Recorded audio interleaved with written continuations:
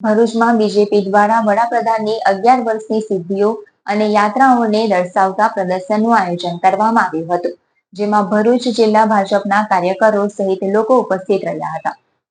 ભરૂચ શહેરમાં વડાપ્રધાન નરેન્દ્ર મોદી દ્વારા દેશને 11 વર્ષથી મળતી આગવી નેતૃત્વ શૈલી અને વિકાસના વિઝનને ઉજાગર કરવા ભારતીય જનતા પાર્ટી દ્વારા આજે વિશિષ્ટ કાર્યક્રમનું આયોજન કરવામાં આવ્યું હતું.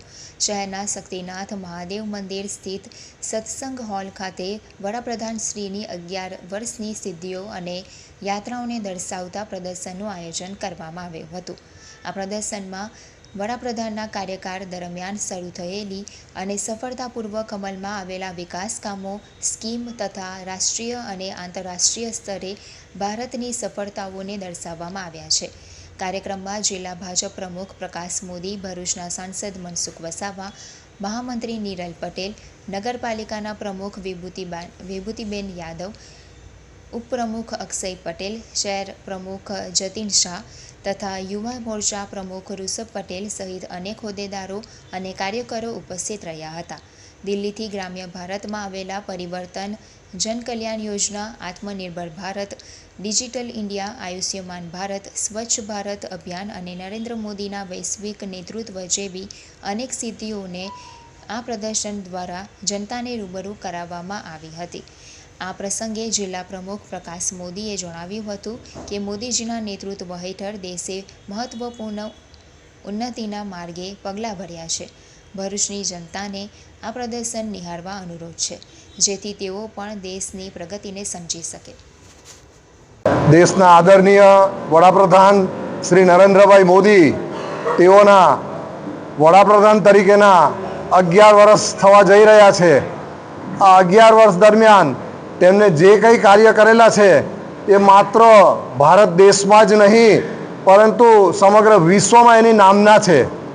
ભારત દેશમાં પણ એમને જે વિકાસના કાર્યો કર્યા છે, એમને ભારતીય સંસ્કૃતિ અને સનાતન હિન્દુ ધર્મની રક્ષા માટેના જે કાર્યો કર્યા છે, એમને બાળકથી માંડી અને વૃદ્ધ સુધીના તમામ લોકોની સુખાધિકારી માટે તેમજ ઇન્ડસ્ટ્રીઝના વિકાસ માટે અને ભારતને 2047 સુધીમાં વિશ્વની એક વિકસિત ભારત તરીકે નામના મેળવવા માટે, વિકસિત ભારત તરીકે ભારતને લઈ જવા માટે જે કાર્યો કરી રહ્યા છે, એના માટે એમને સતત 18 કલાકથી વધારે પણ પોતે કાર્યરત રહ્યા છે.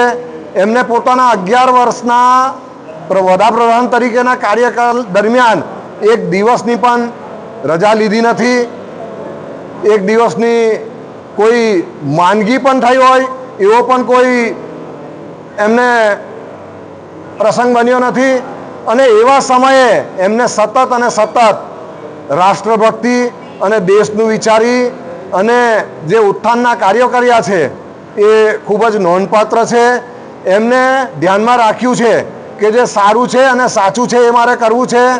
જે સારું છે અને સાચું છે એના માટે મારે અટકવું નથી અને જે દેશના માટેના કાર્યો છે એના માટે મારે ઝૂકવું નથી.